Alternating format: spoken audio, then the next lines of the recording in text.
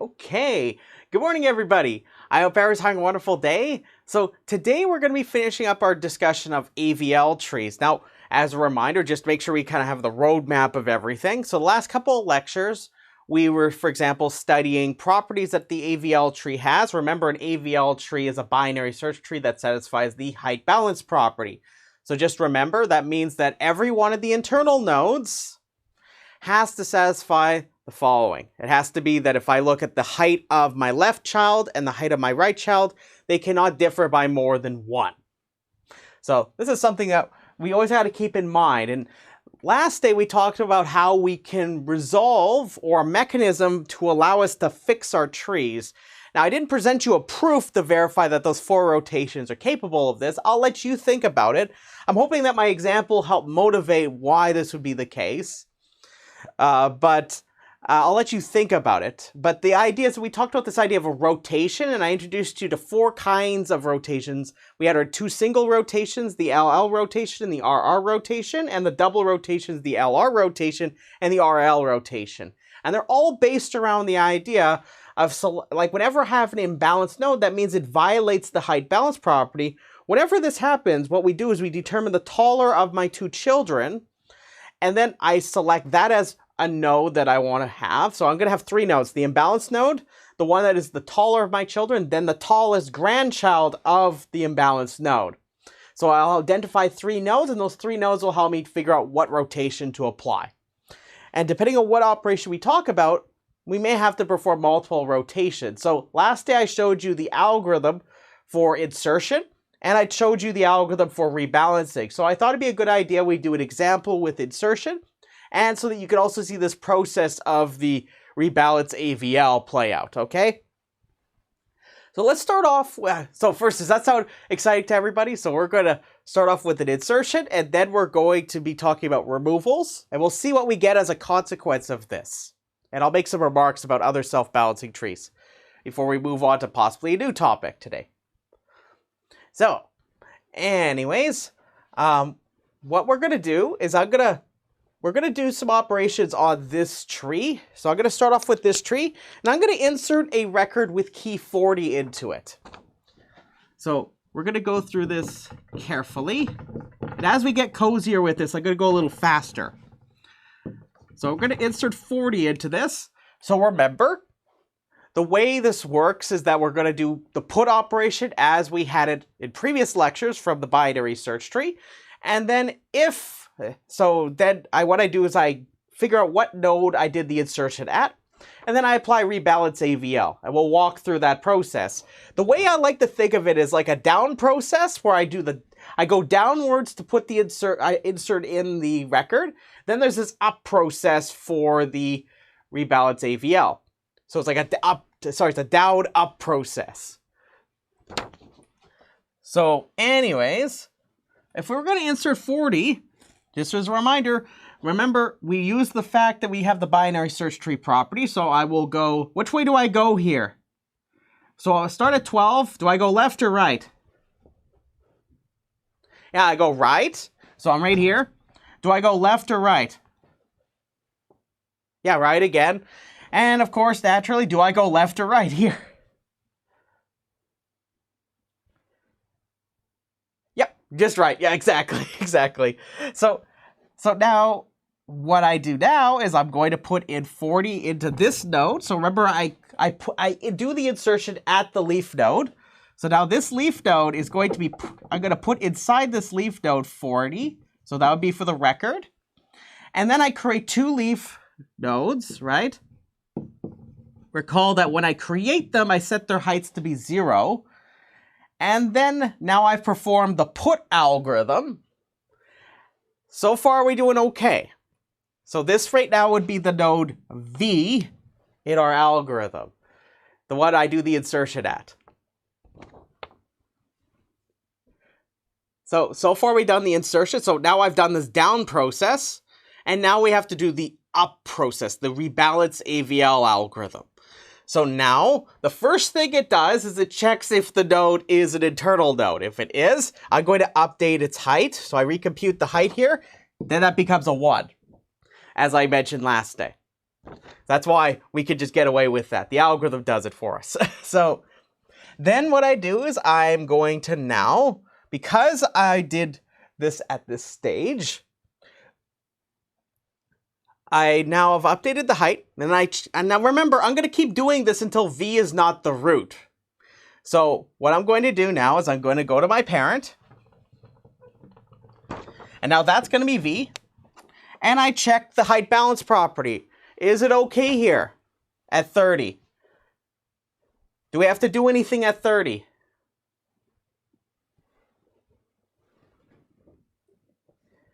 Do we have to do any rebalancing here?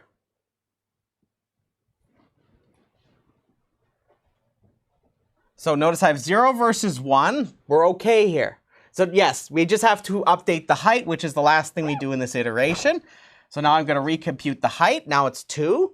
So you do see how this process of going up using the rebalance AVL is actually also responsible for updating the heights. So now I've done this iteration of the while loop, and then I'm going to go up one more. So I'm going to go back, continue working my way up the tree. And then I ask the question, does this node, is this internal node violate the height balance property? It does this time. Notice the height of this node is 0, and that is 2. So we, in fact, have an imbalance that has occurred, so we have to correct it. So what I do is I'm going to identify. So notice I have not updated this height yet. I'm not going to do that quite yet. So keep in mind that the rotations, you'll update these as you're doing them. So any nodes that are affected do get their nodes up, their heights updated. You can be very clever about it, especially when you're implementing it. So what you do is we need to identify what kind of rotation we need. So V, remember, you think of V like Z in our pictures. Now, notice that 30 here is the one that's taller of its 2 children. And then the tallest grandchild here is the one with 40 in it. So this is how I'm going to identify the kind of rotation. What kind of rotation should I be doing here? So you got to imagine, remember that,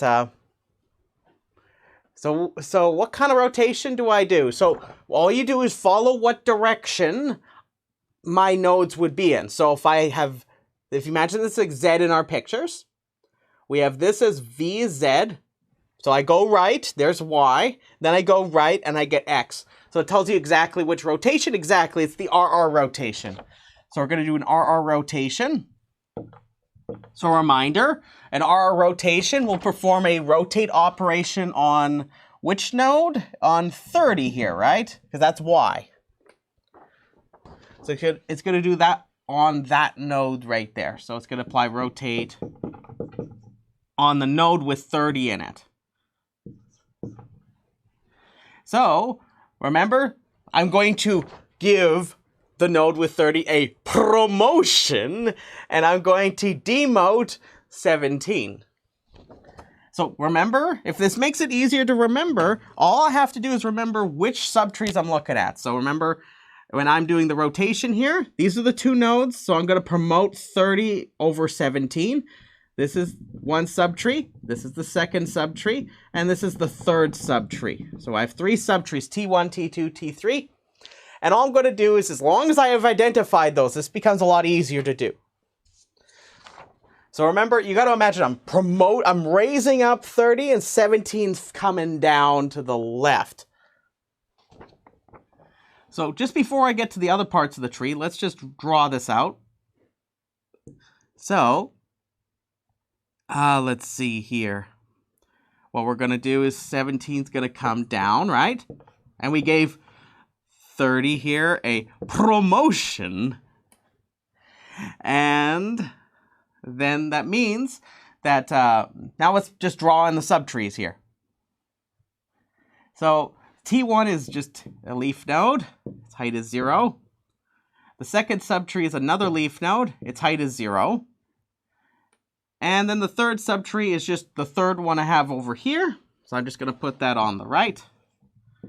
There's 40 right there.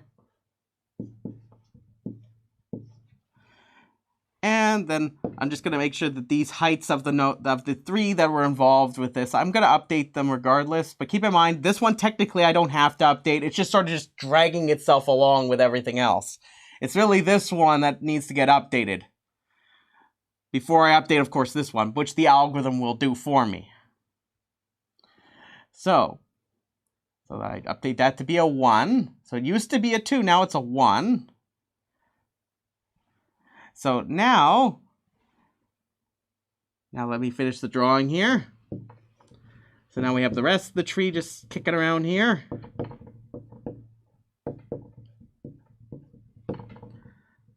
So remember right now, what we're looking at is currently, when I finish the rotation, I get back what the root of this node will be at that subtree. So remember, in the algorithm, it actually explicitly says after you're done the rotation, you just give me the root of the subtree where the balancing happened at, which happens to be the one that results from the rotate operation.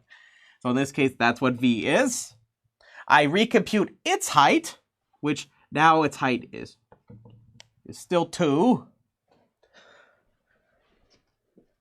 And now we're going to continue to proceed up the tree.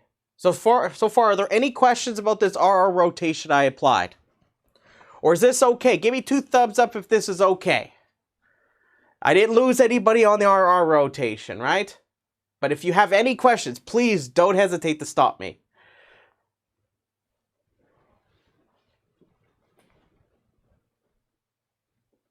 Sure. How I identify which parts? The 3 subtrees? Or the part, how I determine the RR part? Either one, sure, okay. So remember, this is the imbalanced node that I'm currently at. So this would be in our pictures. Remember we had our 4 types of rotations. I would have called VZ in that picture. And then what I do, from last day we talked about how we determine this rotation. So the way it works is I always pick the taller of my children from the imbalanced node. So notice it's 0 versus 2. So this is the taller of my 2 children. And then I have to determine the tallest grandchild of Z. So notice that I have 0 versus 1. So I pick the tallest grandchild to be, of course, the one with the 40. So notice here, to determine the type of rotation, all you have to do is look at what direction we move in. So notice that if I look at Z in relation to Y, we read off Z, Y, X. So from Z to Y, we go right. And to go from Y to X, I went right. So each one of these abbreviations, the R's and L's correspond to left and right. Or R means right, L means left. So for example, if X was picked to this one, which it wouldn't be in this case, but if it was, we would do an RL rotation if that happened. Is that clear? So we have the 4 kinds of rotations. It's entirely dictated by which of the taller children I have on each one of these levels. And I just figure out which way is it? Is it going left or right? And the direction is what dictates the rotation for those 2 steps. Remember, all I'm doing is reading off what Z, Y, and X are in terms of what direction I go in. So once I identify the 3 nodes, I just apply the rotate operation appropriately, or you could just look at literally the rotation itself, and you could just do all those pointer adjustments yourself. Either one's perfectly fine. I like to think of it like it's an operation, but you'll see as you get cozy with this, it becomes a little more intuitive to just do the whole thing at once. Yep. Yeah, that's exactly it. So you just figure out what the tallest child is of Z. In this case, remember that's V in the pseudocode. And then I figure out the tallest child of Y. And the rule of thumb, it's a very simple rule of thumb, is if ever there's a tie at X here, so whatever X could be, you always pick it on the same side as whatever direction you went for Y. So if I went right for Y, I would make, if there's ever a tie, I would make X be the right one as opposed to the left one. This is to prohibit me from having to do a double rotation when I could just simply do a single rotation. Hey, anytime. So now we have this. So let's continue this process. So I've updated the height here. So remember, the whole idea is I'm walking up the tree here, right? So remember, I was walking up the tree from here. So I'm going up the tree, and then I had an imbalance that happened here. So now I'm just going to continue back up the tree. And then I ask the question, is there an imbalance at 12? So is there anything we need to do at 12 other than update its height? Potentially. No, right? We're okay. So I'm just going to update its height. Notice that I could have left it as 3 there, but I'll just compute it here. And we're done. So notice that by doing this rebalance-AVL process, we corrected the imbalance that happens. And at the same time, we could ensure we update the heights of any of the affected nodes like we wanted. That was one of the goals we had when we started talking about how we would augment the binary search tree. So that's first example. Let's do another one. Let's do another one just to get a feel for this, okay? So let's do another one. Let's continue with this example. What we're going to do is we're going to insert 19 in. So let's insert 19. So let's just quickly go down through here. So we start at the root. Well, 19 is greater than 12, so we're going to go right. And it's less than 30, so we're going to go left. And 19 is greater than 17, so it's going to go right. So right here, I'm going to perform the insertion right about here. So 19 goes right here. I create 2 leaf node children for that node. And then now I'm going to go through this rebalance-AVL process. So the first thing I do, since it's an internal node, I am going to update this to be a 1. And now we're going to start walking up the tree again. So remember, this starts off as V, and then I'm going to go up. And now this is currently V right here. Do I need to do anything at 17 other than update its height? Is there any imbalance at 17? So the heights, this is 0 versus 1. I think we're doing okay, right? So I'm just going to recompute its height. So now its height is 2. And now we're going to walk up the tree some more. So now we're currently V is right here, right? So now I have 2 versus 1 right here. Okay, so now let's see. So it doesn't look like there's anything happening here, right? There's 2 versus 1. So all I have to do is update its height. And then now we're going to go up to the root. And let's ask, is there an imbalance at 12? Is there any imbalance at 12? Is this okay? Is this an AVL tree right now? Because keep in mind, it's either a yes or no answer. It's either going to be that we still have to do something here. Yeah, there is an imbalance. It's right at the root here.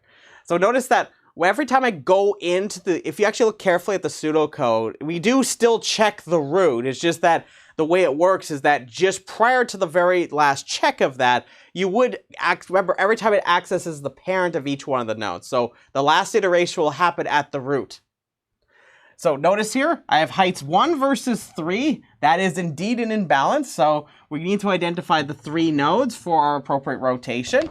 Notice that I have 1 versus 3. Well, 3 is taller than, well, this node is not as tall as this one, the one with the 30. So I'm going to identify that as Y. And notice that 17, that node with 17 in it, it's taller than the one with 40. So that is going to be the tallest grandchild. So what kind of rotation should I use? So notice that I have V, Y, and X. So I go right to get to Y, and I go left to get to X. So what kind of rotation should I be using here? Yeah, RL. So we're going to go RL. So because we go right, then we go left to identify these 3 nodes. Remember, these 3 nodes dictate what rotation you apply. And it's entirely dictated by the direction they are in. So we're going to now do the RL rotation. So remember this means we're going to have to do a double rotation. So you're going to do rotate X twice. So to give you a little bit of an intuition with this, I'm actually going to do it all in one step, but I encourage you after class, or if you want to ask me after class to go through it, what I'm going to do is I'm just going to all do it in one big step here. So the intuition behind this is that when I do the first rotation, X gets promoted and Y gets demoted, right? So it's going to bring up, so it's the one with 17 is going to get, it's going to go up. Y is going to get pulled down like this. Remember, I'm trying to unkink it. And then what's going to happen is I'm going to push X up, and then 12 is going to come down. So if you could, the minute you see this kind of, you almost imagine this animation in your head, almost, it becomes a lot more easier to see what's happening. The only catch are those subtrees that get traded off. So if say first you're like, okay, I don't really get what you're doing when you say that, just go through the rotate operation manually each time. And then you'll get a feel for this as you do more rotate operations. So here we go. So remember, at the end of the day, when I'm done this, X is going to be the root of the tree. So we know that right away. So 17 is going to be the root of the tree. Then, remember, I'm going to end up, so remember, you got to imagine this like 17 comes up, 30 comes down, then I'm going to push 17 up and 12 comes down. So you know 12 is going to be right here. You know 30 is going to be right here. And now remember, since I pushed down this guy right here, it goes down. 40 gets dragged along with it, so you know it's right here. And remember, when I originally did the first rotation, when I promote X, 19 gets traded over to 30 over here as one of its children. It's its left one. And then lastly, 11 is just kind of kicking around with 12, so I'm just going to kind of just draw it over here. But remember, I exchanged over, technically speaking, a leaf node at one point here. So I have 12, 11, and leaf node, leaf node, leaf node, leaf node, leaf node, leaf node, leaf node. And of course, you would update the height at the end of this. So just for the sake of brevity, you'll update the height here. Actually, let's look at what happens with these heights. So remember, I demote 12. So let me just write out the heights here, just for the sake of completeness. So I have 0, 0, 0, 0, all for those. 0, 1, 2, 1, 1, 2, and now the height of 17 is, at 17 is 3.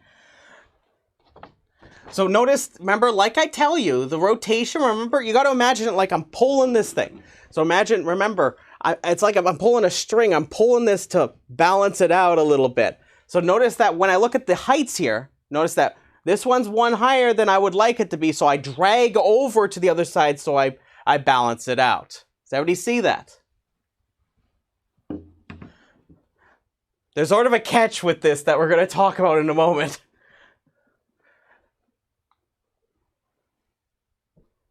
So are we okay with this example? Is there anything strange that I did that is really unclear or anything like that? So in the notes, I'm going to include another example of doing an insertion, which has an LL rotation. So I'll let you take a look at the notes for another example of doing one of these insertions. So one thing I wanted to just I want to acknowledge, because it's kind of important that I acknowledge it at some point. So you know how I said last day that in an insertion, at most one rebalancing operation occurs, one of these rotations, either a single rotation or a double rotation. So in all of our examples, we noticed this, right? Now, remember that although removeAVL, it only will do one of these rotations at most in the insertion, we still use it to update the heights, right? So it's not like we could just like ditch everything, but it's just something that you could still keep in mind well, without needing to really think about it. It doesn't make any difference from a time complexity standpoint, because remember, even if rebalancings ever happen, like just hypothetically speaking, if say a rebalancing needed to happen at every one of the nodes as I went up, visiting up the tree all the way back up, technically speaking, rebalance AVL will still take logarithmic time. This is because every single time a rotation takes constant time and we visit big O of log n nodes, right? So it doesn't matter for the sake of complexity that there's at most one rotation that happens in the insertion. So hopefully that is clear. Now, one thing I wanted to justify for you, just to really kind of, like I'm not going to prove it here formally just for the sake of time, but one thing I really want you to think about here is why it's at most one rotation that happens. So the first thing you should notice here is that whenever I do an insertion, I do it always at a leaf node. I do it at a leaf node, but notice that, say, look at this example here. So notice here, now remember, an example is not a proof, but I'm just trying to illustrate this idea to you. Notice that if I do it here, we check the height balance property as we go up the tree, right? So every time I go up the tree, I get successively larger AVL trees. And every single time I check that, if there's an imbalance that happens, there's something that's very special about how the insertion works for the guarantee this happens. So every single time I'm going up, I'm making progressively larger AVL. It's almost like I'm looking at more and more larger and larger AVL trees. And as we established last day, every subtree of an AVL tree is also AVL.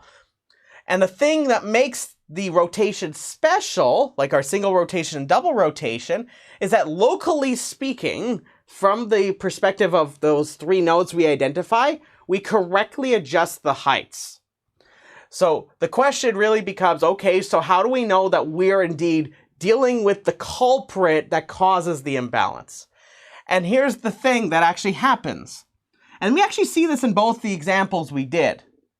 And because this is just a matter of just being true. So every time I go up, I'm considering more parts of this tree, and I'm checking if it's AVL. Well, notice that whenever I do an insertion, think of it. If ever an imbalance happened that was affected by my insertion, the insertion is going to be what's going to imbalance it, right? That's the reason why we would have to imbalance it, because before we did the insertion, what was it AVL before I did the insertion?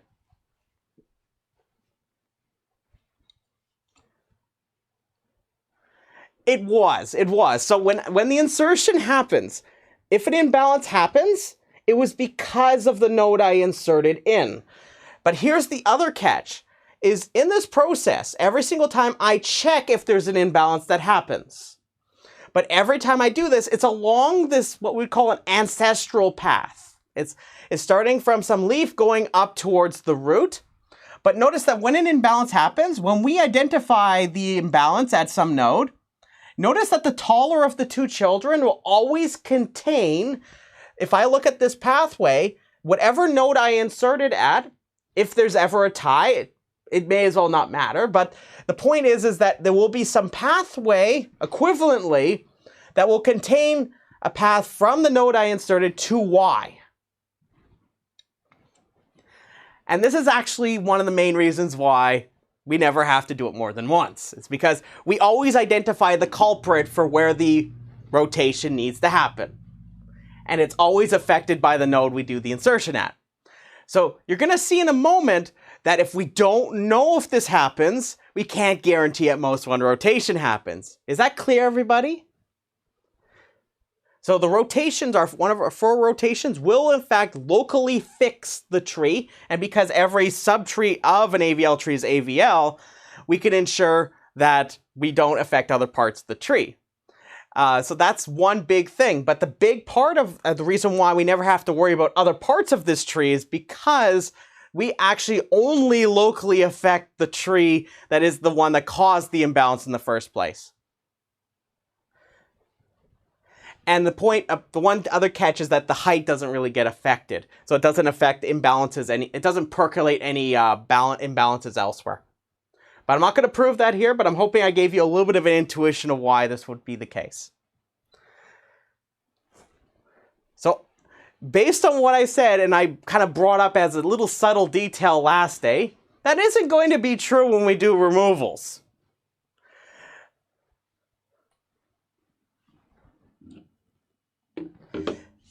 So removals are going to be the, I don't know, I wouldn't call it the dirty one of the two, but the point is that removing isn't symmetric to inserting. In fact, it's asymmetric. So meaning that whenever I extend or grow one part of the tree, causing an imbalance, it isn't the same as shortening some part of the tree. They don't just cause the same kind of behavior. In fact, what happens is now we've introduced a place where the imbalance can happen, but when we try to do corrections, since I can't guarantee that the height of my subtree when I do the correction isn't going to in fact remain either the same or it's going to maintain the balancing effect that we would like, what's going to happen is it might actually cause imbalances at the parent and then that one's parent and so on. So let's talk about removeAVL. So you're just going to apply remove like we talked about the other lecture. Then you're going to start at the parent of the remove node. So the way the pseudocode for this is going to work is it's going to identify C prime. So it's going to return back to you C prime from the pseudocode I gave you the other lecture. So remember, we had it where if ever we do a deletion in case 1, we identified some nodes like P, P prime, C, and C prime. If P prime obviously exists. We had this one called C prime. That was going to be the node that goes in the place of the one we actually delete. So that's the one that you would actually return from the remove function if you needed to do this and actually implement it. Likewise, you can also find it, of course. That's another thing you can also do. But obviously requires you to know which one it was. But this process is really just going to start you off at the parent of that node once rebalanceAVL is called. So the algorithm is quite simple, but the catch is that you can't just guarantee one rotation is needed. Or sorry, one rebalancing operation, which could be a single rotation or a double rotation, is needed. There could be several of them that can happen. But as I just mentioned a moment ago, it doesn't make any difference. It doesn't actually affect the time complexity at all because a rotation takes constant time. So removeAVL, input, I get a root of an AVL tree and a key K, and I'm going to remove K from the tree and rebalance if needed. So first I do the remove, and keep in mind that I'm presuming that the key exists for the rest of this to work.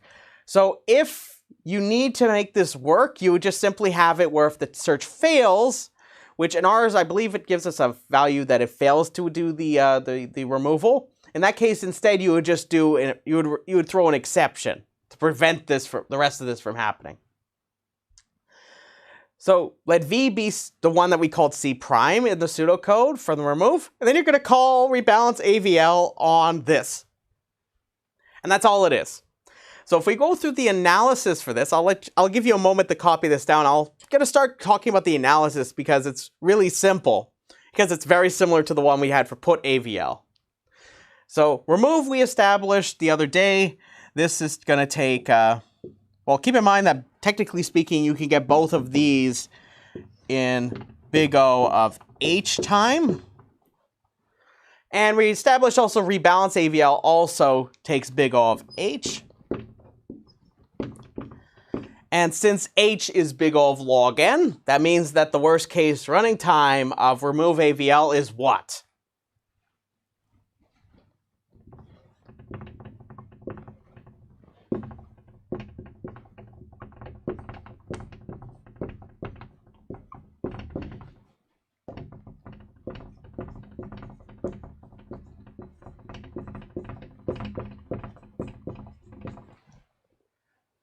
What's the time complexity for removeAVL? So what is it? What should go in there? So we know this takes big O of H, that takes big O of H. If I combine all of this together, I have big O of H operations plus another big O of H operations, and we know that H is big O of log n. So what should be the worst case time complexity? It is logarithmic, right? Logarithmic. So that means that we, in fact, truly have big O of log n for the removal. Wonderful. So are there any questions about this pseudocode before we proceed? Because I want to do an example showing you how we would do this.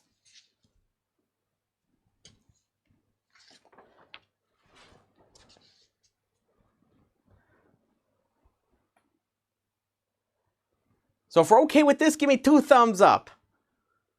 Is there anybody that needs a moment to finish copying anything that down from over here? Just let me know. I know I went a little bit faster with this board.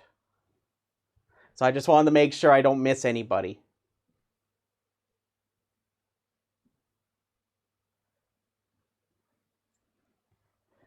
Oh, question.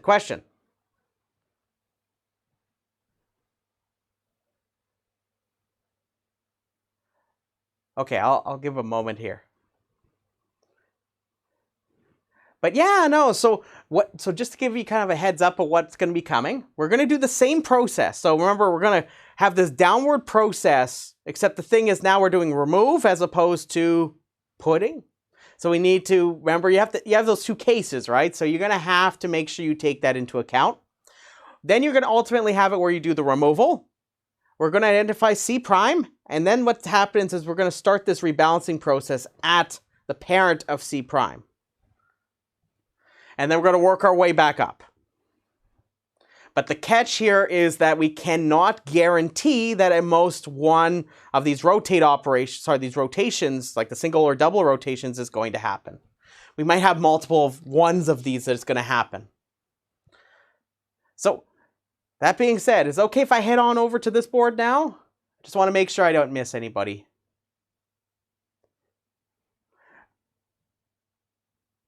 Okay. So I'm going to go over here and let's go through another example. I'm going to give you a heads up. This is going to be a little bit more complex of an example here. So I'm going to go a little faster because we've talked about the rotations already. But I'm going to tell you up front, I'm going to kind of throw like the nastiest kind of rotations at you. So if you understand what we're doing, you're in very good shape. Because I will expect you to know how to apply these rotations. So let's do an example. I'm going to draw out a much more complex looking AVL tree. So I'm going to have 30 as the root. Its children are going to be 20 and 55. Then the children of 20 are going to be 10 and 25. For 10, I'm just going to have a leaf node and 15 as the children. And then 15 is just going to have leaves for their children. 25 is just going to have leaf nodes for its children. And then 55 is going to have 2 children. Namely, it's going to have 45 as its left child. And it's going to have 60 as its right child. The children of 45 are going to be 40 and 50. The left child of 40 is going to be 35.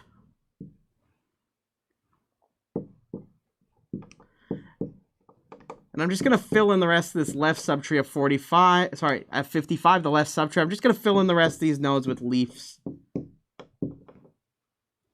And then over here for 60, it's going to have a leaf node for its left child. And for its right child, it's going to have 65. Which is some leaf nodes here. It's a little bit more complicated looking, right? So I'm going to fill in the heights. Because remember, we have to make, it's probably a good idea to make sure that this thing is in fact an AVL tree. So that's 1, this is a 2, that's a 3, that should be 4. And we have 0, 0, 1, 0, 0, 0, 1. Sorry, this is 2. That's 2. 1, 3. So that means the height of this thing is going to be 5 of the entire tree. So what I'm going to do is I'm going to remove 20 from, so I'm going to apply removeAVL, where I'm going to remove the record with key 20. So what am I going to do? Well, I first find 20. Notice that it is in fact an internal node where it has 2 internal children. So is this case 2 or case 1 of the removal algorithm? Is it the one where I have to find the successor, or is it, can I just like straight up just delete that right now? Yeah, I'm going to need case 2, right? Exactly.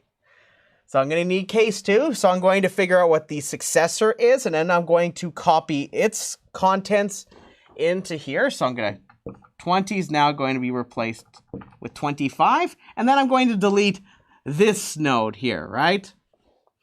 So notice that in this case, you would just simply do the removal. You'll end up with, so just to remind you of these nodes that we had. So I would have P, this would be P prime. This would be, any one of these could be C or C prime because they're leaf nodes. I'm just going to get rid of these 2. And that means I'm going to replace, so in its place are going to be, I'm just going to now have the leaf node, which this will have height 0. Remember, I'm not updating any of these heights yet. Nothing here requires me to change any heights. So right now, this is C prime right here. So now I've completed the removal. And now I'm going to have to go through this rebalancing process. Now let's see what happens now. Now, because I shortened one side of this, and remember, like I told you, I don't necessarily know where the issue actually happened when it comes to the imbalancing of the taller of the 2. So in the insertion, wherever the imbalance happened, it was because the insertion caused it to become imbalanced. Here, because I shortened it, what happens now is because I shortened it, the imbalance happened, but those 2 things are not symmetric at all. What happens now is I don't know that the rest of this thing is going to have heights that are going to differ by more than 1 when I try to. Now, all of this I know is AVL. I know before I touched it was AVL. But keep in mind, because I now don't necessarily know I've done the check on all of this, and it's not going to be necessarily related to Y when I identify the 3 nodes, now what's going to happen is I could have it where this rotation business actually causes the height of the resulting subtree to go down, which might affect further nodes that go, if I start going upwards. So I'm not going to go and prove that to you, but I encourage you to think about it. So the point is that we're going to not have that nice property we had before. So now let's go through this rebalancing process. So now I'm right here. So this is V right now. So I would start off V here, then I would immediately make it its parent because I don't update its height because it's a leaf node. And now I'm right here. And I check, is that balanced? Do I have to do anything at 25 there?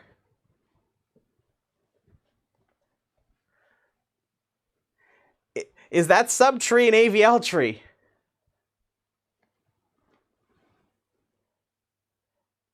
It isn't. Notice that it's 2 versus 0. That's definitely not AVL. So that means that I'm going to have to now determine the 3 nodes. So notice that the taller of my 2 children is now going to be, the 10 is taller than what I had as C prime, which should be a little interesting too, because that is not what we would run into when we're doing insertions, right? So now I have Y, and then I would need to figure out the taller of my 2 children, which would in this case be the one with the 15. So now I've identified the 3 nodes. One is to the left of V, and the other is to the right of Y. So what kind of rotation do I have to do?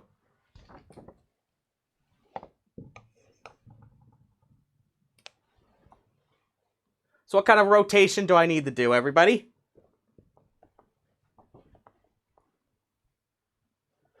Yeah, an LR rotation. Because I went left and then I go right. So now I'm going to apply the LR rotation. Now remember, you should imagine that 15 will become the root of this subtree that is originally at V here. So V at the end of this is going to end up being the 15 when I finish this rotation process and continue to go up the tree. So let me start with that. So we know, okay, so it's going to be 15. So 15 is going to be there. Remember, you got to imagine it like I'm promoting 15 and I demote 10. So it pushes 10 down and then 15 is going to slide up in the place of 25 and 25 gets pushed down. So you know right away, that means that 10 is going to be on the left. And that means that 25 is going to be on the right.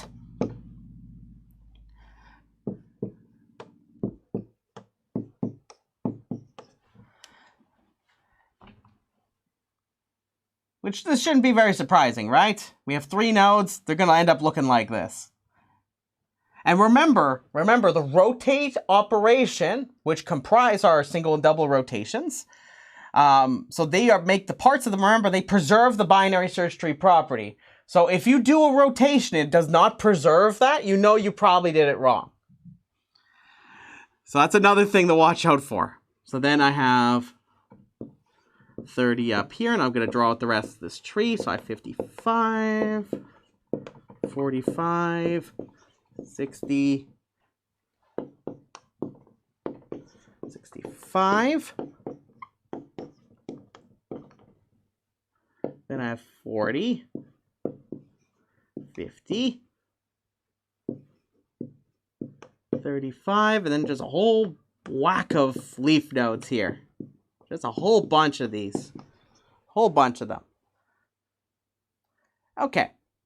So now, if you notice that heights do get adjusted when we do these rotation operations. So this will be a 1, that's a 1. And then right now this is presently V. That's the root of the subtree. That is the result of the rotate operation that I applied. So the rotation I did apply. So now this is going to be recomputed. Its height is now 2. But notice that the height of this right subtree is actually 4. So when I go up to my parent, so we update V to be the root. Notice that, are we okay at 30? Is there anything I need to do here? So what do I need to do here?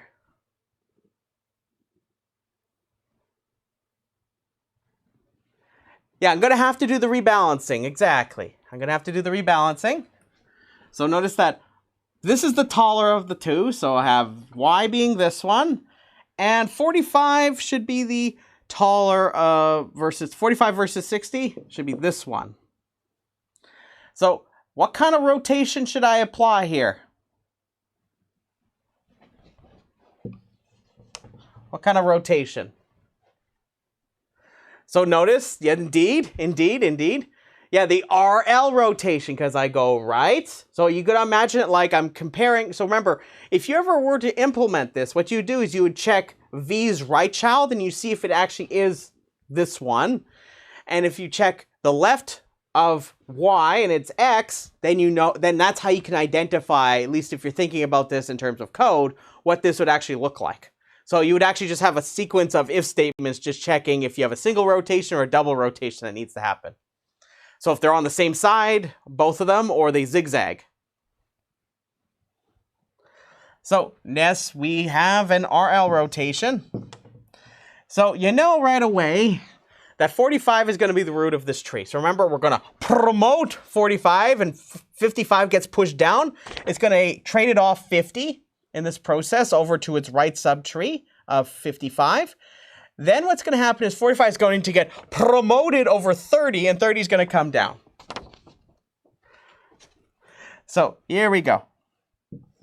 So I have 45 at the top. I got 30. I got 55. 55. 15. 40. 10, 25, 35, 50, 60, and 65. Just gonna put in all those leaf nodes, all those sweet, sweet leaf nodes. 35. So many leaf nodes, man. One thing I'll mention to you is if you ever have to do this on the exam, I will not require you to draw the leaf nodes. Oh man, that would be just a bit of a pain to do on the exam.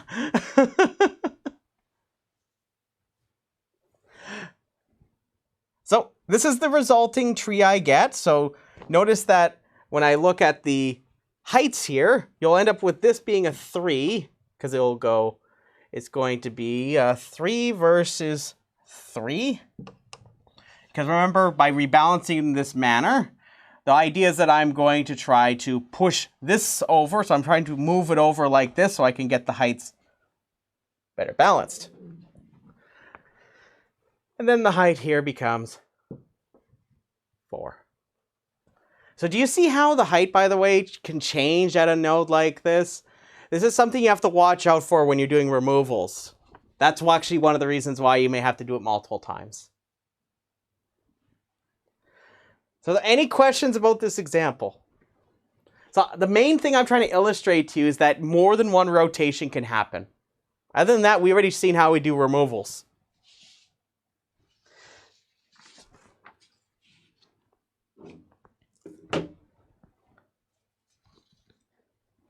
But yeah, that's all I have to say about removals. So I wanted to make some other remarks just about AVL trees, because I've actually shown you everything you need to know about, at least the main things you need to know about with an AVL tree. Because remember, to make the AVL tree work, we just need to make sure whenever we mutate the tree, in this case insertions and removals, we allow this rebalancing to happen. That's the only thing you have to modify about the binary search tree. All the other algorithms I showed you can be the exact same. Like get can be the exact same, smallest can be the exact same.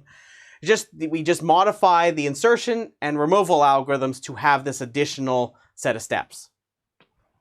And that's it. That's it. That's all I have to say about AVL trees, except for the following. I want to make some remarks about where we're currently at, because remember, we've seen a lot of stuff up to this point. I think it's a good idea I kind of put a stake in the ground and say, okay, so what's going on at this stage? Where are we? like we've talked about quite a few things at this stage, so that we have an idea where we are and how far we've come along.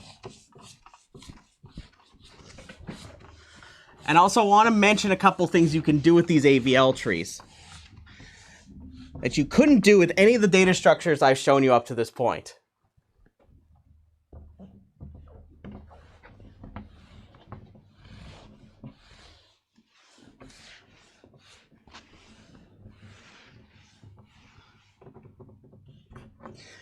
So let's talk about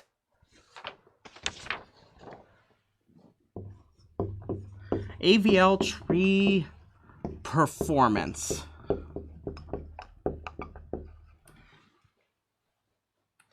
And I'll also mention, I guess I can also throw applications in here too.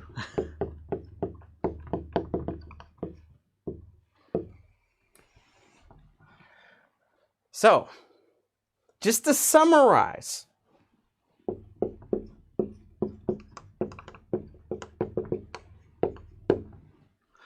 all ordered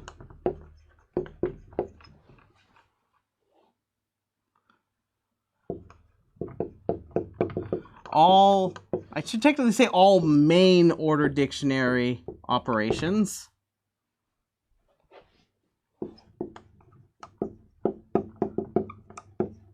so things, for example, like get, put, remove,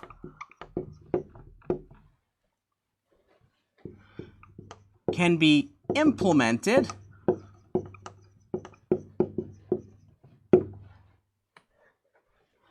in big O of log n, worst case time.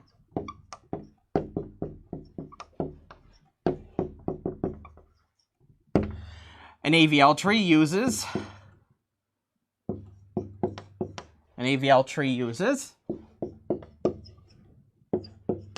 uses big O of n space. That should be an n right there. So that means that you could do your get, put, remove. You know how we talked about a bunch of different ways we could do this up to this point, right? Well, what now I've shown you is that if you have an ordered dictionary, so remember the main imposition, the main thing we get, and we're strictly adhering to with the ordered dictionary versus just a general dictionary is just that the keys are what we would say they follow a total ordering or they satisfy a total order, which for example, comparable keys such as numbers, strings, they satisfy this property. But they don't, remember, in a dictionary it doesn't require this at all.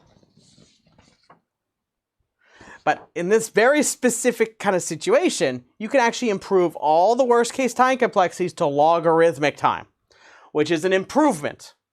You got to keep in mind, just remember, just got to remind you, if you compare log n versus n, log n is exponentially smaller, or because it's the inverse of exponentiation, right? So this is considerably faster than linear time. So this is more appropriate if you have a larger dictionary. So rather than having an entry and this is one thing you're actually going to see, for example, when a lot of the techniques we've seen up to this point. For example, in the final assignment, I have you doing some stuff with a hash table, uses separate chaining. And the idea there was we try to take advantage of the average or expected behavior based on our hash function and the assumptions we can make there. So there you can actually really see the difference between, okay, if I make a hash table that's really big versus one that only has size 1, how much of a big difference it can make on the performance. Same idea here. You'll see if you ever tried making, for example, just like a really, really big array and you wanted to try to do all of these operations, one of them is going to have to bite the bullet. So you get this kind of trade-off thing happening. This is one of these nicer situations where you can actually match all of your main operations at logarithmic time. So this is why I'm really highlighting this for you. So is that exciting? So there's a few things else I want to mention for you. Here's an application of the AVL tree that you can have. Now it's not necessarily specific to the AVL tree, but it is something you can actually do with it.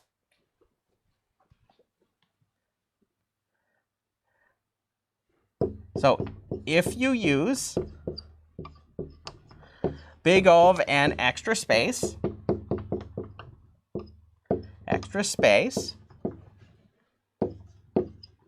you get a dynamically sized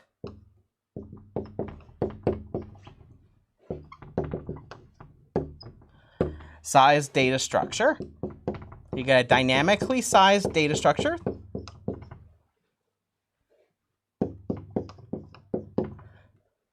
So meaning that you could do insertions and removals on it.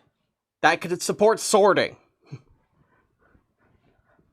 But not just any old sorting.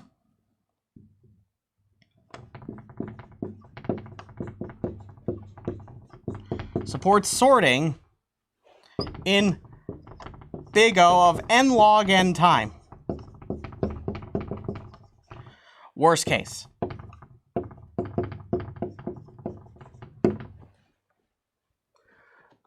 So it means that you can use an AVL tree actually to sort data too. So you can do insertions, removals. You can also do sorting with an AVL tree. Does somebody give me an idea what that might look like? Does anybody have any ideas of how I can use an AVL tree to, so for example, if I gave you an array and I asked you to sort it, what can I do with that array to sort it using an AVL tree?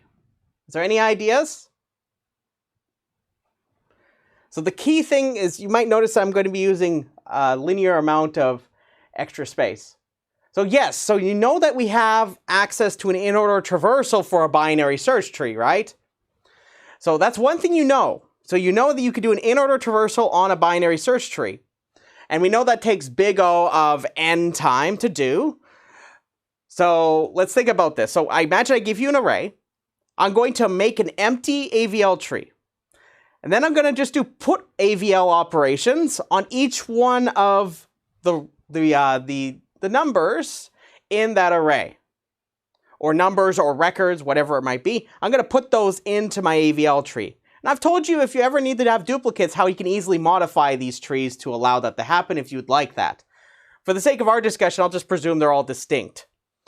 So if I do this, I have an AVL tree.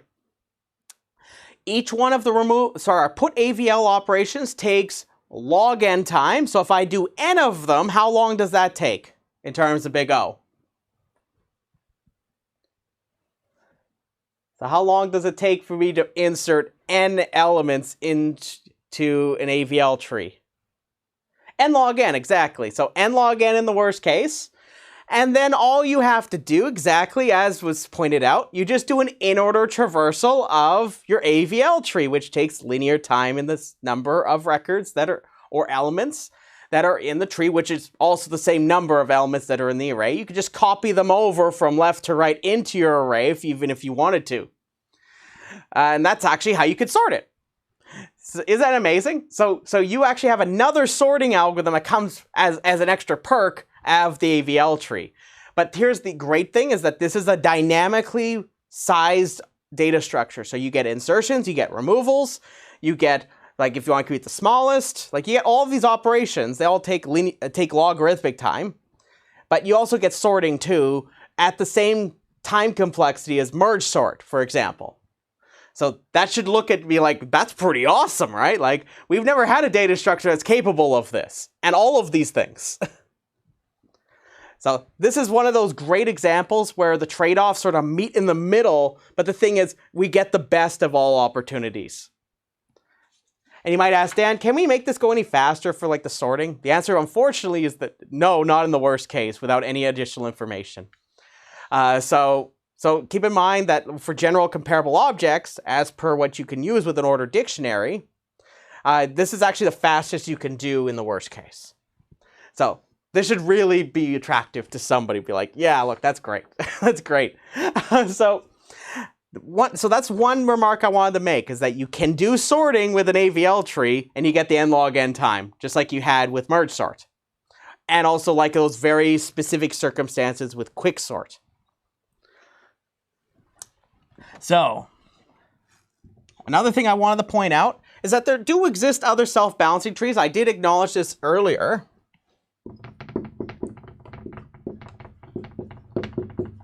So other self-balancing trees exist,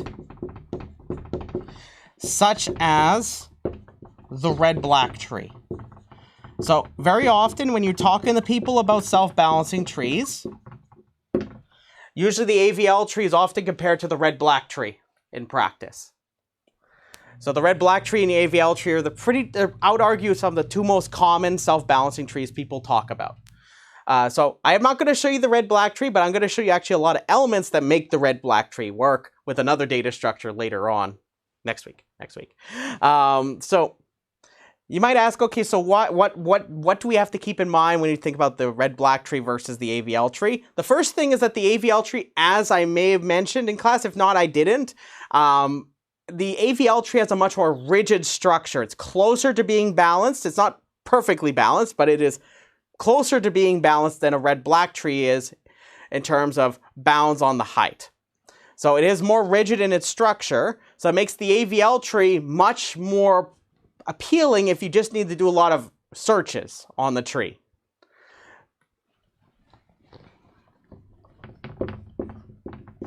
So AVL is the technical term is rigidly balanced, meaning it's closer to being balanced than the red-black tree.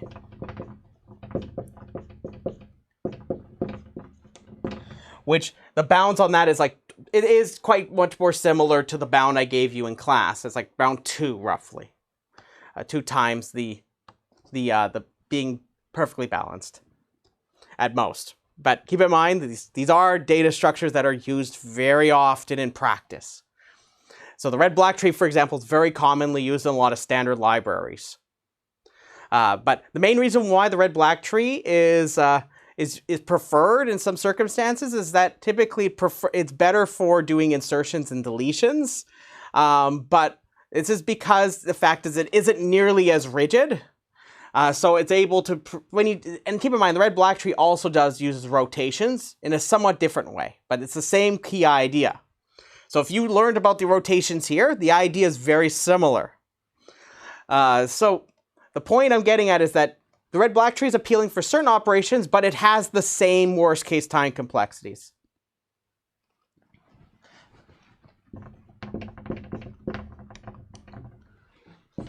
But has the same worst case time complexities.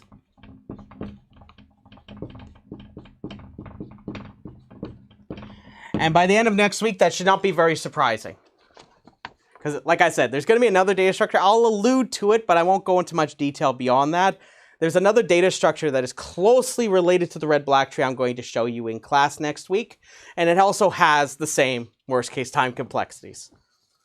So are there any questions before we proceed? I'm going to move on to a new topic. I'm just going to introduce a few definitions before we wrap things up for today.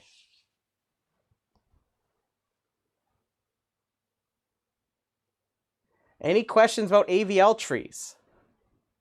Don't be shy. I'm happy to answer anything.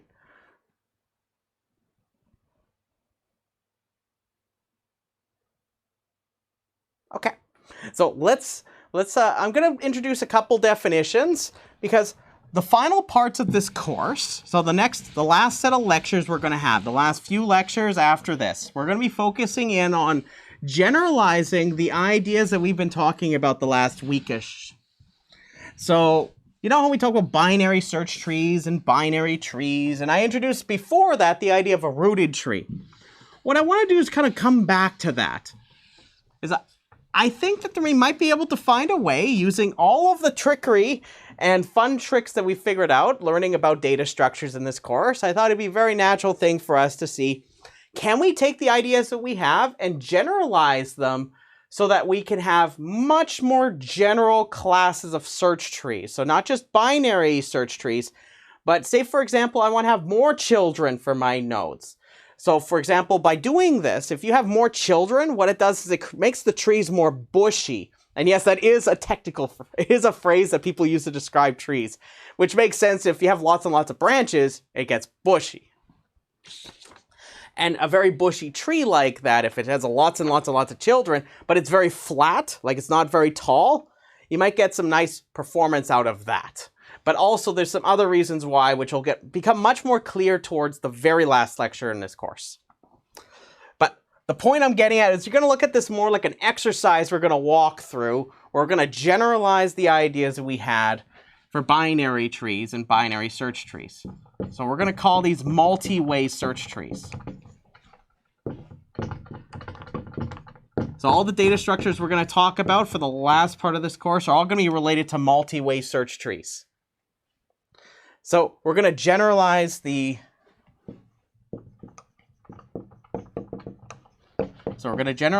idea of a binary search tree. Now, in a binary search tree, remember that in every one of the internal nodes you have one record, and you have, because it's a proper binary tree, it has two children, right? This is true in a binary search tree. What I would like to do is get something that's kind of like this, but I want to extend this. So suppose that I wanted to have multiple records and multiple children. So I'm going to define this all in the context of that. So I'm going to first start off by defining something we're going to call a D node, where D is a variable.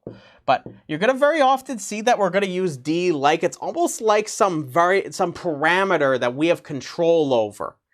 So it is an intrinsic property to a given node, but you're going to see when we start actually talking about data structures, we're going to very often want this node to be no bigger than some number at some point. But all the algorithms will work regardless. So a D node is just going to be a node with D children.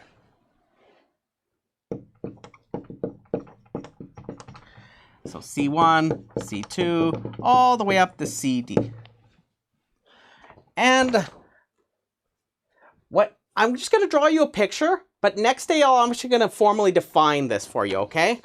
So this is going to be the idea we're going to have. So you know how I have one record and two children? What I'm going to be doing is I'm going to be introducing you to the idea of what an internal node of a multi-way search tree will look like. So what's going to happen is I have my D children for my D node. So I have C1, C2, C3, and so on. And there's going to be child D minus 1, and then I'll have child D. And for each one of these, so if I have D children, I'm going to have D minus 1 records. So I'm going to have K1, V1, K2, sorry, that's a 2, K2, V2, and so on. And then I'll have KD minus 1, VD minus 1.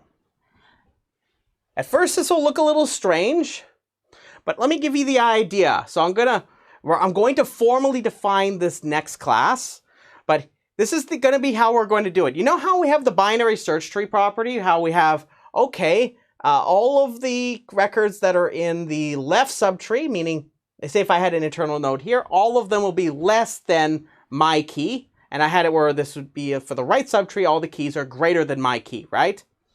Well, now you're going to imagine this like I'm sandwiching together a whole bunch of records, where now the ones that are smaller than K1 are going to be in this subtree. The ones that are greater than K1 are going to be in this subtree. But they're going to be less than the ones that are in K2. Sorry, they're going to be less than K2. But the ones that are greater than K2 are going to be in this subtree. But they're going to be less than the ones that are in K3. So let me just draw you a picture of what I mean by this. So this will be the last thing I'm going to show you here today.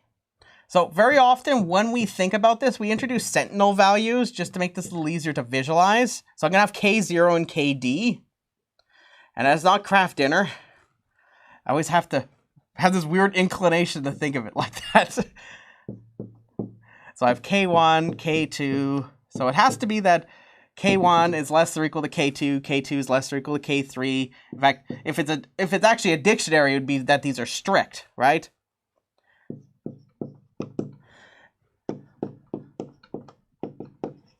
So all of these have to have this relationship. Like I said, they're going to be sandwiched together between different subtrees. And then lastly, one last thing. Let me just draw in the picture here. So for each one of these less than or equals, I'm going to have a subtree.